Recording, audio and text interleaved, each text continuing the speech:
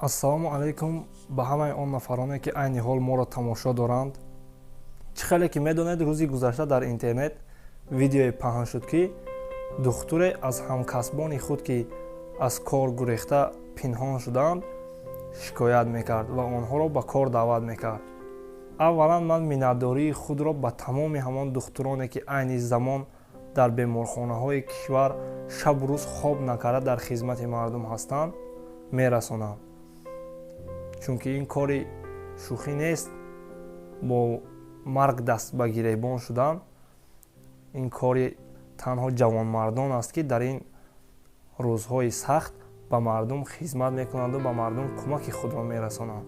ва ин табиист ки чӣ хеле ки мегӯянд 5 ангушт баробар нест, яъне на ҳамаи табибон ҳамчун мардона дар хизмати мардум ҳастанд.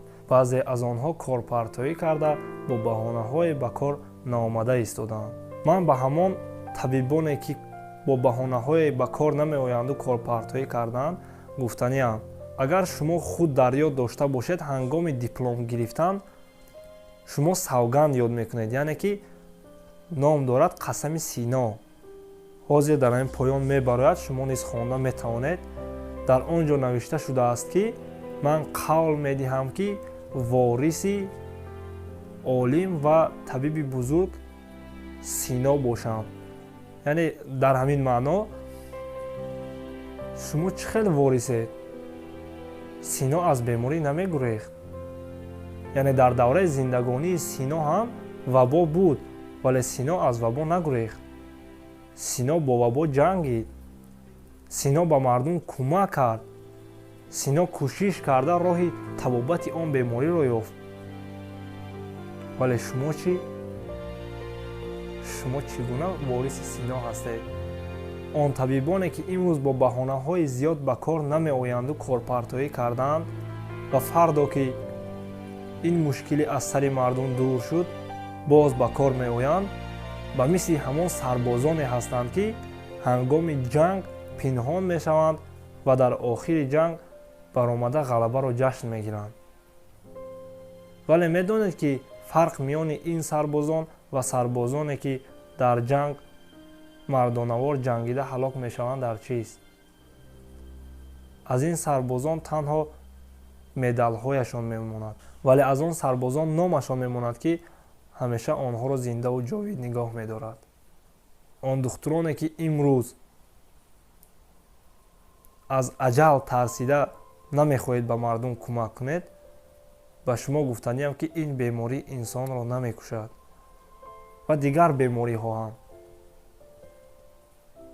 садамаи нақлиётӣ, дигару дигар, ягонтои инҳо инсонро намекушанд. инҳо танҳо сабаб мешаванд ки инсон мирад. ин аҷал аст ки инсонро мекушад ва марг барои ҳар як нафар фарз аст.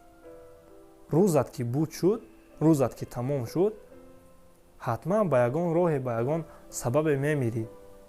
хоҳ ба як беморию, хоҳ ба як садамаву ё ин ки вақтат ки ҳам буд шуда бошад, дар роҳ рафта истодаӣ, меафтию мемурӣ. ин аҷал аст. шумо чӣ ба кор наомада аз аҷал гурехта истодаед?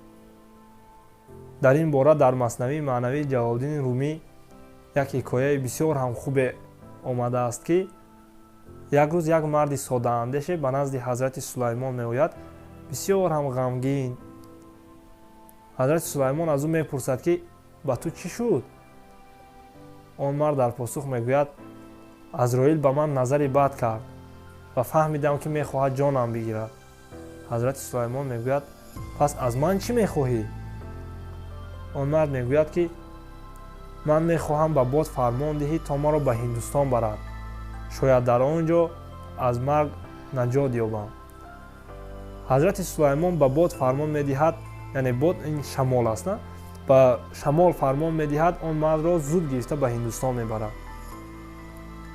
ва рӯзи дигар ҳазрати сулаймон вақте азроилро мебинад, пурсон мешавад ки чаро он рӯз ба он мард нигоҳи бад кардӣ? азроил мегӯяд: ин нигоҳи бади ман аз хашмгинӣ набуд, ин нигоҳи бади ман аз тааҷҷуб буд. чунки худованд ба ман фармуда буд ки имрӯз ҷони ӯро дар Ҳиндустон бигиранд. вале вақте ӯро дар роҳ дидам, ба худ фикр кардам ки чӣ тавр ин мард метавонад ки имрӯз дар Ҳиндустон бошад. ҳатто агар 100 болу пар ҳам дошта бошад, имрӯз дар Ҳиндустон шуда наметавонад.